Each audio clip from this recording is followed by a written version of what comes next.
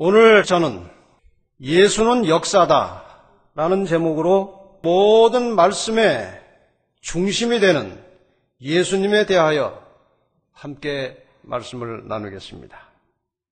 오늘 말씀의 본문 요한복음 21장 24절과 25절의 말씀을 읽겠습니다.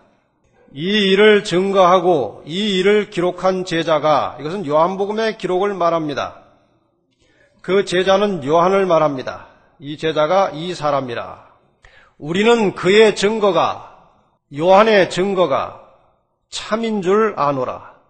거짓 없이 솔직하게 있는 그대로 썼다는 겁니다. 예수의 행하신 일이 이외에도 많으니, 요한복음에 기록된 것 말고도 예수님께서 하신 일이 많이 있는데, 만일 낱낱이 기록된다면, 예수님께서 하신 모든 일을 다 기록한다면 이 세상이라도 이 기록된 책을 두기에 부족할 줄 아노라. 이 요한의 증거, 요한이 예수님에 대하여 기록한 것은 이 본문이 말하는 대로 진실하고 확실한 것입니다. 물론 다른 성경도 마찬가지입니다만은 요한이 말한 대로 예수님의 생애에 대해서 모든 것을 다 기록하자면 엄청난 분량이 될 것입니다. 그런데 대체로 기독교인들은 예수 그리스도에 대한 성경의 기록들을 다 믿습니다. 그러나 세상의 많은 사람들은 성경을 전체적으로 불신하든지 아니면 부분적으로 성경을 인정하지 않습니다. 다른 말은 믿을 수 있지만 어떻게 결혼하지 않은 처녀가 아들을 낳을 수 있느냐? 어떻게 사람이 물 위를 걸을 수 있느냐? 어떻게 물고기 2마리의 보리떡 5덩이를 가지고 5,000명 이상을 먹일 수 있느냐? 그것은 내가 이해할 수 없고 납득이 되지 않기 때문에 그것은 내가 믿지 못한다. 이렇게 일부는 믿고 또 부분적으로 부정하는 사람들이 많이 있습니다. 오늘 우리는 이 성경의 중심이신 예수 그리스도에 대한 기록과 증언들을 무조건 믿으라고 하니까 믿을 것인지, 과연 이성적으로 논리적으로 믿을 만한 것인지 좀 살펴보려고 합니다. 살필 것이 굉장히 많습니다. 그러나 시간 되는 대로 몇 가지만 살펴보면서 예수님의 탄생과 예수님이 하신 일과 그분의 신성과 그분의 죽음과 부활이 역사적 사실인 것을 확인해 보려고 하는 것입니다. 첫째로 꽤 많은 성경을 비평하는 학자들이 예수님에 대하여 기록한 사복음서의 내용을 과연 우리가 100% 신임하고 믿을 수 있는 것이냐를 비판합니다. 한 예를 들겠습니다. 누가복음과 사도행전을 기록한 사람은 누굽니까? 누가 이것을 기록했습니까? 누가가 사도행전과 누가복음을 기록했습니다. 그는 의사이면서 역사학자입니다. 그래서 이 누가의 기록에 대해서는 성경을 부분적으로 비평하는 자유주의 신학자들이나 보수주의 학자들이나 모두가 다 이구동성으로 이 누가는 대단히 역사가로서 정확한 기록을 하고 있다고 말합니다. 그러나 그래도 비평적인 학자들이 있는데 그 학자들이 누가의 기록 중에 틀린 것이 그 당시 시대와 맞지 않은 것이 여러 곳 있다, 그렇게 말합니다. 그러므로 다른 기록도 그렇게 100% 신임할 만한 것은 아니다. 예를 들어서 이것입니다. 누가복음 3장 1절과 2절입니다. 디베rio 가이사가 위에 있은 지 15해, 그러니까 다른 말은 티베리우스 가이사라고도 합니다. 그러나 성경의 용어로는 디베rio 가이사, 로마의 황제가 왕이 된 지 15째 되던 해, 곧 본디오 빌라도가 유대의 총독으로, 헤롯이 갈릴리의 분봉왕으로, 그 동생 빌립이 이두레와 드라고니 지방의 분봉왕으로, 루사니아가 아빌레네의 분봉왕으로, 안나스와 가야바가 대제사장으로 있을 때에, 대단히 복잡한 말이 나옵니다. 사람 이름과 지명 이름이 연속해서 나옵니다. 이런 이름들이 있었나 싶죠? 성경을 읽긴 읽었는데 이런 이름들이 있었나. 그런데 이것을 비판하는 사람들이 누가가 그 당시 이 내용을, 그 상황을 잘 모르고 기록한 것이다, 그렇게 주장합니다. 왜냐하면 그 당시는 AD 27년경입니다. 빌라도가 유대 총독으로 있을 때가 AD 27년경입니다. 그 당시에 여기 루사니아, 아빌레네의 분봉왕이라고 한 루사니아는 그 당시에 있었던 사람이 아니고 그보다 50년 전에 찰시스라고 하는 곳의 통치자였다는 것이 역사학자들의 주장이고 또 증거가 있습니다. 그러므로 누가의 기록은 잘못된 것이다. 이런 것이 잘못된 것을 보니 다른 것도 아마 잘못됐을 것이다, 이렇게 추측합니다. 그런데 티베리우스 통치 기간 주후 27년부터 30년 사이에 기록된 비문이 고고학으로 발견이 됐습니다. 거기에 뭐라고 되어 있는가 하면은 아빌레네의 분봉 왕이 루시니아였다고 기록하고 있어요. 다시 말하면 지금 단어들이 생소해서 이제 기억하기가 조금 어려우시겠습니다만, 이제 설명을 하자면 50년 전에도 루사니아라는 사람이 있었지만 그 빌라도 당시에도 루사니아라고 하는 사람이 있어서 실제로 아빌레네의 분봉왕의 일을 했었다는 것이 고고학으로 나온 겁니다. 성경은 특별히 이 19세기 초에 많은 공격을 받았습니다. 믿을 만한 책이 아니라고, 역사적으로 증거가 없다는 공격을 많이 받았습니다마는 땅 속에서 묻혀있던 성경의 역사적 사실들이 계속해서 나왔습니다. 그래서 어떤 역사책보다 성경의 역사가 훨씬 정확하다는 것이 증명이 됐어요. 그래서 이 누가에 대한 비평도 이 비석이 나옴으로 끝났습니다. 그 다음에 또 무슨 이제 이의가 제기가 되는가 하면은, 그 예수라는 분이 그렇게 훌륭하고 일을 많이 한 분이라면 왜 그 이야기가 사복음서 성경에만 나오느냐 이거예요. 다른 사람들도 기록을 한 흔적이 있어야 되지 않느냐, 그렇지 않습니까? 근데 그런 기록이 잘 나오지 않고 사람들은 그런 기록이 없는 줄 알았어요. 그런데 유대인 역사가로서 가장 유명한 역사가 한 사람이 있는데 요세푸스라고 하는 사람입니다. 이 사람은 예수님께서 승천하시고 얼마 있다가 태어났어요. 서기 37년생입니다. 그러니까 예수님에 관한 생생한 기록과 증언들을 직접 들을 수 있는 시대에 산 사람이에요, 요세푸스라는 사람은. 그래서 이 사람이 기록한 역사책이 아주 유명합니다. 그런데 이 요세푸스의 책 중에 플라비우스의 증언이라는 책이 있어요. 그 책 내용 중에 이런 이야기가 나옵니다. 이 무렵에 예수라는 사람이 살았는데 만약 그를 사람이라고 불러야만 한다면 지혜로운 사람이라 할 수 있다. 그 이유는 놀랄만한 기적을 행했고 진리를 기꺼이 받아들인 사람들의 선생이었기 때문이다. 그는 많은 유대인들과 헬라인들을 자기 편으로 끌어들였다. 그는 그리스도였다. 죽은 지 사흘째 되는 날에 부활해서 나타났는데 이는 하나님의 선지자들이 이미 이러한 무수히 많은 놀랄만한 일을 예언했기 때문이었다. 그의 이름을 따라 소위 그리스도인이라고 부르는 무리들은 오늘날까지 사라지지 않고 있다. 예수님의 실제와 그분의 일에 대한 생생한 증언이 성경 말고 다른 책에도 나옵니다. 그 다음에 또 하나의 문제는 예수님의 신성에 대한 문제입니다. 예수님이 과연 하나님이냐?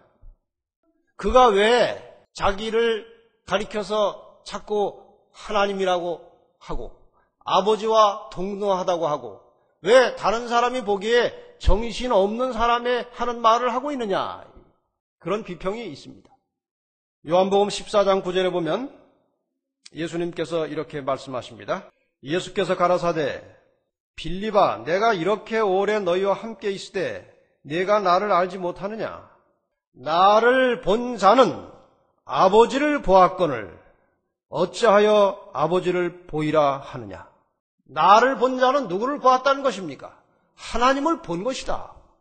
본인이 하나님이라는 것입니다. 요한복음 5장 18절, 유대인들이 이를 인하여 더욱 예수를 죽이고자 하니 이는 안식일만 범할 뿐 아니라, 이건 자기네들이 볼 때 범하는 것이지 예수님은 절대로 안식일을 범하지 않으셨습니다. 하나님을 자기의 친아버지라 하여 자기를 하나님과 동등으로 삼으심이로라. 우리는 흔히 생각하기를 아버지와 아들이면 아버지는 높고 아들은 낮은 것으로 흔히 생각합니다. 그러나 유대인 사회에서 이 성경상의 개념은 아버지와 아들은 같은 것입니다. 그래서 예수님이 하나님을 아버지라고 했을 때, 자기를 하나님의 아들이라고 했을 때 그것은 하나님과 동등하다는 뜻입니다. 그 다음에 요한복음 10장 30절에 보면 예수님께서 친히 말씀하시기를 나와 아버지는 하나이니라. 이렇게 끊임없이 예수님은 자신의 신성을 주장했습니다. 사복음서에 나오는 내용 중에서 예수님이 하나님과 같은 권위를 가졌다는 가장 확실하고 큰 증거가 무엇입니까? 어떤 사람들은 그저 천마디가 많은 이적을 베푸셨습니다. 그렇게 나와요. 그러나 이적은 사탄도 가끔 합니다. 그래서 이적 자체만 가지고는 하나님의 아들이라는 증거가 되지 않습니다. 그분의 말씀에 권세와 능력이 있었다. 심리 요한이나 엘리야의 말씀에도 권세가 있었고 능력이 있었습니다. 그러면 예수님의 어떤 측면이 그분이 하나님인 것을 증거하고 있느냐? 성경 2절을 읽겠습니다. 지붕을 뚫고 내려진 중풍 환자가 자기가 스스로 갈 수 없었고 또 많은 사람을 해치고 갈 수가 없으니까 친구들이 들것에 메고 가서 예수님이 계신 방 위에 지붕을 뚫고 그를 내렸습니다. 요즘 이 우리나라의 상식으로는 어렵지만 유대인의 그 당시 가옥 구조로는 얼마든지 가능했다고 합니다. 마가복음 2장 5절에 예수님께서 그 상황에서 하신 말씀이 이것입니다. 예수께서 저희의 믿음을 보시고 중풍 환자에게 이르시되 소자야 내 죄 사함을 받았느니라. 요한복음 8장 11절에 간음하다 현장에서 잡혀온 죄인 여자에게, 그 전에 이미 일어난 일들을 여러분이 배경을 아십니다. 그 여자를 돌로 치러 왔던 사람들이 자기의 죄를 예수님께서 땅바닥에 손으로 쓰기 시작하니까 상당히 두렵고 떨리다가 죄 없는 자가 쳐라 하니까 다 슬금슬금 도망가고 아무도 남지 않았습니다. 그 시점에서 예수께서 가라사대 나도 너를 정죄하지 아니하노니 가서 다시는 죄를 범치 말라 하시니라. 내가 너를 정죄하지 않겠다는 것은 내 죄를, 돌로 맞아 죽을 수밖에 없는 내 죄를 내가 용서했다는 것입니다. 예수님의 신성을 가장 강력하게 확실하게 증거하는 것은 그분이 죄를 용서하셨다는 것입니다. 죄라고 하는 것은 하나님의 법에 대한 인간의 반역이기 때문에 하나님만이 죄를 용서하실 수 있습니다. 이 땅에 있던 어떤 성현도 어떤 종교의 창시자도 자신을 하나님과 같다고 하거나 죄를 용서한다는 말을 아무도 하지 않았습니다. 그러나 가장 순결하게, 가장 정직하게, 가장 깨끗하게 사셨던 그분은, 예수님은 사람들에게 죄를 용서한다고 말씀하셨어요. 갑이라는 사람이 을이라고 하는 사람에게 큰 잘못을 했다고 가정을 해보십시다. 갑이 을에게 잘못했어요. 그런데 병이라는 사람이 나타나서 갑이라는 사람에게 염려하지 마십시오. 내가 당신 잘못을 용서했습니다. 할 수 있습니까? 할 수 없는 일이에요. 이게 실제로 있었던 일입니다. 어떤 남자가 한 여자와 교제를 하고 있었습니다. 이 남자가 이제 군대에 갔어요. 군대에 가 있는 동안에 의도적으로 그러는 것은 아니지만 다른 어떤 남자가 하는 일을 조금 도와줄 일이 생겨서 몇 번 이렇게 도와주다가 정이 들었어요. 그래가지고 군대에 간 그 자기하고 교제하던 사람은 이제 버리고 이 세 사람하고 교제를 시작했어요. 제대한 다음에 그 사람이 그 사실을 알고 그 남자를 끌어다가 아주 잔인한 폭력을 가했습니다. 거의 반 죽이다시피 때렸어요. 이 남자는 몸이 다 망가졌어요. 여러 해가 지나면서 간신히 이제 몸이 회복돼가지고 아주 약하게 살고 있었어요. 결혼도 못했습니다. 55세, 60이 다 될 때까지 결혼을 하지 못했어요. 그러다가 종래는 병이 들어서 죽었습니다. 근데 그 경우에 저쪽이 이쪽을 계속 폭력을 가할 때에 누가 가가지고 내가 그 사람의 죄를 용서할 테니까 이제 그만 때리라고 그럴 수 있습니까? 그건 될 수가 없는 일이에요. 제3자는 절대로 남의 죄를 용서한다는 말을 할 수 없어요. 오직 하나님만이 어느 누구의 죄도 용서하신다고 할 수 있는 분입니다. 그것이 하나님의 권위입니다. 예수님께서 이 땅에 사시는 동안에 죄를 용서하신 것은 그분이 하나님이라는 가장 강력한 증거입니다. 우리가 어떤 죄를 가지고 있든지, 어떤 은밀한 죄를 가지고 있든지, 어떤 습관적인 죄를 가지고 있든지 그리스도 앞에 나가서 내려놓으시기를 바랍니다. 그분이 말씀하실 것입니다. 내 죄가 용서되었느니라. 그 다음에 어떤 사람들은 이제 예수님께서 겟세마네 동산에서 기도하실 때에 누가가 기록한 장면을 이제 잘못됐다고 주장합니다. 누가복음 22장 44절에 보면 예수님께서 기도하시던 장면을 누구한테 생생하게 전해 듣고 이렇게 기록합니다. 예수께서 힘쓰고 애써 더욱 간절히 기도하시니 땀이 땅에 떨어지는 핏방울 같이 되더라. 누가는 예수님께서 십자가에 못 박히시기 전날 밤에 겟세마네 동산에서 기도하셨는데, 그리고 기도하실 때 아주 땀을 흘리고 기도하셨는데 땀에 피가 섞여 나왔다고 묘사하고 있어요.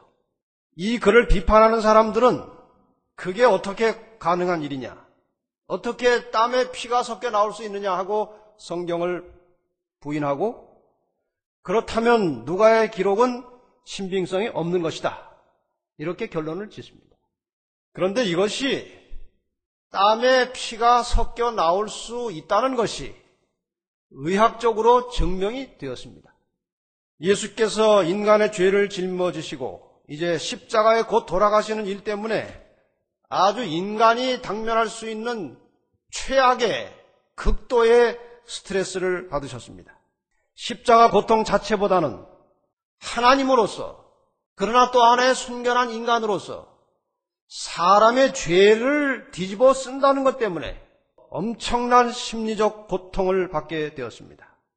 그런데 의학적인 증거에 의하면 사람이 아주 극도로 심하게 고민을 하면 땀샘에 있는 모세혈관을 파괴하는 화학 성분이 몸에서 나온다는 겁니다. 그 결과로 땀샘으로 소량의 피가 들어가서 그런 상태에서 땀을 흘리게 되면 소량의 피가 땀에 섞여 나온다는 겁니다. 의학적으로 얼마든지 가능한 일이었다는 겁니다. 이것을 혈한증이라고 합니다. 혈한증.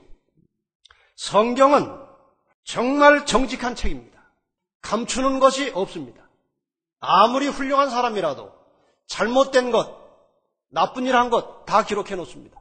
성경은 꾸며진 책이 아니에요. 사실을 그대로 기록한 것입니다. 과장도 없고 축소도 없어요. 있는 그대로를 기록한 책이 성경입니다. 그래서 역사적으로도 가장 정확합니다.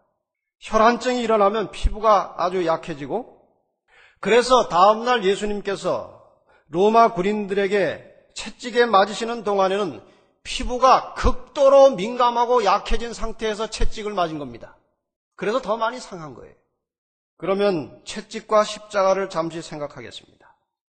겟세마네의 고통을 겪은 그 다음날 새벽부터 예수님은 이곳저곳 끌려다니면서 신문을 받으셨습니다.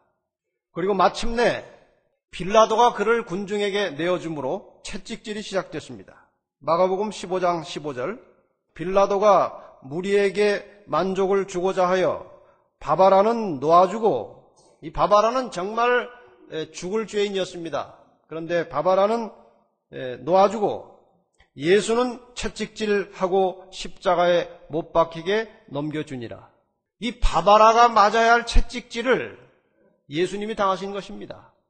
바바라와 같은 우리가 당할 고난과 고통과 죽음을 예수님이 지금 당하고 계십니다. 채찍질은 로마의 언어로 태형이라고 합니다. 이 태형은, 로마의 태형은 가장 잔인하고 무시무시한 형벌이었습니다. 이 태형에 사용되는 채찍은 보통 39개의 가죽끈, 가닥이 있는데 그 끈에다가 구슬도 메어 달고 뼈 조각을 끈에 달아가지고 때립니다. 그러면은 이 구슬 때문에 계속해서 때리면 피멍이 들고 깊은 상처가 납니다. 뼈 조각 때문에 살이 찢어져 나갑니다. 이것을 태형할 때 어깨부터 등, 엉덩이 부분, 정강이까지 때리는 거예요. 사정없이 후려칩니다. 때로는 심하면 척추가 이렇게 삐져나올 정도로 살이 다 잘라집니다. 로마의 태형을 연구한 학자는 이렇게 발표를 합니다. 그 태형을 당하게 되면 피부 밑에 있는 골격 근육까지 찢겨지게 되고 찢겨진 살은 피범벅이 된다. 그렇게 이제 그 연구 결과를 발표합니다. 유명한 역사가 요세푸스의 증언에 의하면 태형을 당하는 사람의 정맥이 밖으로 드러났고 근육, 근골 그리고 창자 일부가 노출되었다. 그 정도로 이 태형은 무시무시한 형벌입니다. 예수님께서 그 전날 밤 그렇게 피땀 흘리며 기도하셨고 극도로 쇠약해진 상태에서 그 태형을 당한 것입니다. 과도한 출혈이 있었을 것입니다. 이 출혈이 과도하게 되면 또 좀 어려운 말이 나오는데 저혈량성 쇼크가 온다는 겁니다. 혈량이 너무 모자라가지고 쇼크가 온다는 거예요. 이렇게 되면 네 가지 증상이 나타나는데 심장이 일을 못하게 되고 제대로, 혈압이 떨어지고, 그리고 신장은 남아있는 피의 양을 유지하기 위해서 소변을 만들지 않고 그 다음에 흘린 피를 보충하기 위해서 수분이 필요하기 때문에 목이 말라진다는 겁니다. 이 결과를 예수님께서 그대로 당하셨습니다. 그 나무를 지고 갈 힘이 없어가지고 가다가 쓰러지셨어요. 이것이 바로 요즘 의학적 용어로 말하면 저혈량성 쇼크 때문에 쓰러진 겁니다. 버틸 수가 없었어요. 힘이 없어가지고. 피가 다 빠져나갔으니까. 그 다음에 수분이 필요하다고 말했는데 예수님께서 십자가에서 하신 말씀 중에 내가 목마르다. 이거는 과도한 출혈의 결과로 온 부르짖음이었습니다. 그 다음에 이제 십자가에까지 갔습니다. 십자가를 지기 위해서 갈 때 우리는 보통 이게 십자가 완성된 것을 짊어지고 가는 것으로 그림에서 보고 있는데 이 전문적인 학자들은 이 당시 십자가 사용 방법은 가로지르는 그 들보를 지고 간다는 겁니다. 그리고 올라가면은 이제 수직 들보가 있고 처음에는 가로 들보에다가 먼저 못을 박는 거예요. 그런데 손에다 못을 박는 게 아니고 요 팔목에다가 박는답니다. 왜냐하면 손에다 박으면 체중 때문에 손이 찢어져서 견딜 수가 없다는 거예요. 버티지를 못한다는 겁니다. 그래서 여기에 박는다는 거예요. 그런데 여기에 뭐가 지나가는가 하면은 중추신경이 지나간답니다. 그것이 완전히 파괴돼 버리는 과정을 겪는 거예요. 그 고통은 상상을 초월하는 것이랍니다. 이 전문 의사가 그 고통에 대해서 표현하기를 벤치로 신경을 잡고 비틀어서 뭉개는 것과 같은 고통이라고 그랬어요. 상상할 수 없는 고통을 당하신 겁니다. 그 다음에 이제 수평 들보를 가로 들보에 고정시킨 다음에 발에다 못을 박습니다. 그리고 이제 십자가를 구덩이에 내려놓을 때 이것이 아주 힘겹게 들어 올린 것이기 때문에 내려갈 때는 사람들이 힘을 놔버립니다. 그럼 그 충격 때문에 또 이제 몸에 엄청난 고통이 오는 겁니다. 체중에 의해서 팔이 한 5, 6cm 정도 팔 길이가 늘어난답니다. 그리고 양쪽 어깨가 탈골이 되는 겁니다. 시편 기자가 이 예수님의 그러한 죽음에 대해서 시편 22편 14절에 이와 같이 기록하고 있습니다. 나는 물같이 쏟아졌으며 내 모든 뼈는 어그러졌으며 내 마음은 천밀 같아서 내 속에서 녹았으며, 이 뼈가 어그러졌다는 표현이 탈골됐다는 것입니다. 이미 시편 기자가 그의 죽음을 이렇게 예언하고 있었습니다. 그런데 시편 34편 20절에 보면 그 모든 뼈를 보호하시며 그 중에 하나도 꺾이지 아니하도다 그랬어요. 탈골은 됐지만 뼈가 깨지거나 잘라지지는 않은 것입니다. 왜 그런 줄 아십니까? 옛날에 이스라엘 백성들이 애굽을 나올 때 양 잡아 제사 드리는, 또 양의 피를 빼서 문설주에 바르는 그런 일들이 있었습니다. 그 피를 뺀 그 양을 잡아 먹을 때에 출애굽기 12장 46절에 한 집에서 먹되, 여기저기 들고 다니지 말라는 겁니다. 그 고기를 조금도 집 밖으로 내지 말고 뼈도 꺾지 말지며, 그 양은 예수 그리스도를 상징하는 유월절 어린 양입니다.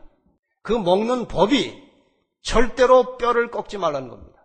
왜냐하면 예수님께서 돌아가실 때 뼈가 꺾이지 않을 것을 예언하고 있는 겁니다. 예수님은 정상적인 죽음보다 훨씬 빨리 돌아가셨습니다. 시대 소망의 표현에는 심장의 파열로, 이 죄짐을 감당할 수 없어서 심장의 파열로 돌아가셨다고 했습니다. 만약에 일찍 돌아가지 않으셨으면 뼈가 꺾어졌을 것입니다. 이 십자가에서 당하는 고통이 너무 크기 때문에 그것을 조금 봐주려고, 고통을 경감시키려고 이 로마의 병사들이 보고 안 죽고 계속 고생을 하면 빨리 죽으라고 정강이 뼈를 부러뜨려요. 그럼 아주 축 늘어져가지고 훨씬 빨리 죽는답니다. 예수님을 와서 보니까 이미 돌아가셨어요. 그래서 뼈가 꺾이지 않은 채 내려져서 무덤으로 들어갔습니다. 이렇게 해서 예언이 성취되었습니다. 과연 예수님께서 무덤에 들어가셨는가? 일반적으로 십자가형에서 죽은 사람들은 새 먹이가 되도록 방치하든지 아니면 공동묘지로 들어갑니다. 부자들이나 사용하는 돌무덤에 들어갔다는 것은 조작된 이야기라는 비판이 있었습니다. 그 다음에 그 무덤을 제공한 아리마대 요셉은 예수의 사형을 결의한 사내들인 회원인데 어떻게 그가 그런 일을 할 수 있겠느냐, 그런 반론이 있었습니다. 그런데 성경 말씀 속에 그 사람은 그 결의에 참여하지 않은 사람이라고 되어 있어요. 누가복음 23장 50절 51절에 보면 공회의원으로 선하고 의로운 요셉이라 하는 사람이 있으니 저희의 결의와 행사에 가타하지 아니한 자라. 그 사내들인이 예수를 죽이는 결의에 손들지 않은 사람이에요. 그는 유대인의 동네 아리마대 사람이요 하나님의 나라를 기다리는 자러니, 신실한 사람이었고 그 결의에 가편을 들지 않은 사람이기 때문에 얼마든지 그런 일을 할 수 있었다는 것입니다. 역사적으로. 그 다음에 또 한 가지는 이것입니다. 마지막으로 이 말씀을 드리고 마치겠습니다. 안식일이 지나고 일요일 이른 아침에 무덤에 달려가는 사람들이 남자입니까 여자입니까? 여성들이었습니다. 여성들이 거기를 왜 갔습니까? 이미 예수님 무덤 속에 들어가셨는데 왜 갔습니까? 혹시 부활하셨나 하고 갔습니까? 아닙니다. 이 당시에는 이미 죽은 사람이지만 무덤에 집어넣은 다음에 다시 가서 몸에 향유를 바르는 관습이 있었습니다. 이 근거가 누가복음 23장 55절 56절에 나옵니다. 갈릴리에서 예수와 함께 온 여자들이 뒤를 쫓아 그 무덤과 그 시체를 어떻게 둔 것을 보고, 이건 돌아가신 직후입니다. 무덤에 들어가신 직후에 이것을 보고 돌아가 향품과 향유를 예비하더라. 왜 예비했습니까?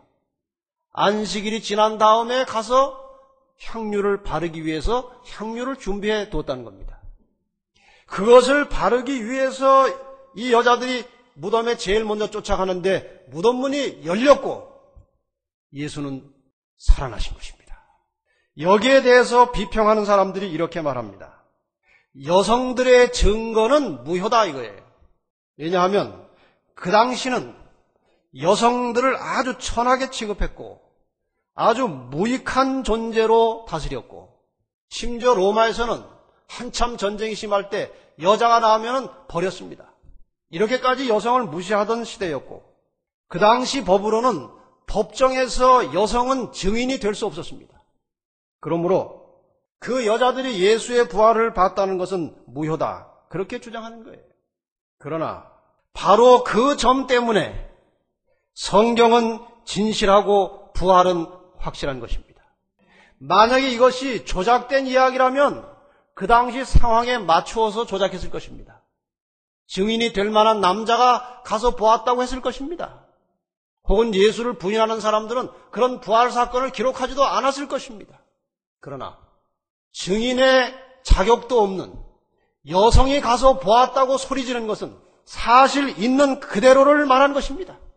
그래서 우리는 이 하나님의 말씀을 믿을 수 있다는 것입니다. 무덤이 비었다고 부활이 보증되는 것입니까? 무덤이 비었으면 무조건 부활하는 것입니까? 그렇진 않아요. 얼마든지 다른 케이스로 무덤이 비일 수 있어요.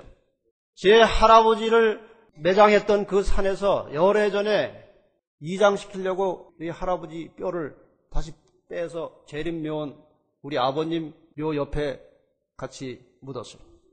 그 무덤은 비었습니다. 그렇다고 부활한 것은 아닙니다. 부활의 가장 확실한 증거는 무덤이 비었을 뿐만 아니라 예수님이 여러 사람들에게 나타났다는 것입니다. 고린도전서 15장 3절로 8절을 읽고 결론을 지으십시다. 내가 받은 것을 먼저 너희에게 전하노니 이는 성경대로 그리스도께서 우리 죄를 위하여 죽으시고 장사 지낸 바 되었다가 성경대로 사흘 만에 다시 살아나사 게바에게, 게바는 몇 베드로입니다. 게바에게 보이시고 후에 12 제자에게와 그 후에 500여 형제에게 일시에 보이셨나니 그 중에 지금까지 태반이나 살아있고 어떤 이는 잠들었으며 그 후에 야고보에게 보이셨으며 그 후에 모든 사도에게와 맨 나중에 만삭되지 못하여 난 자 같은 내게도 보이셨느니라.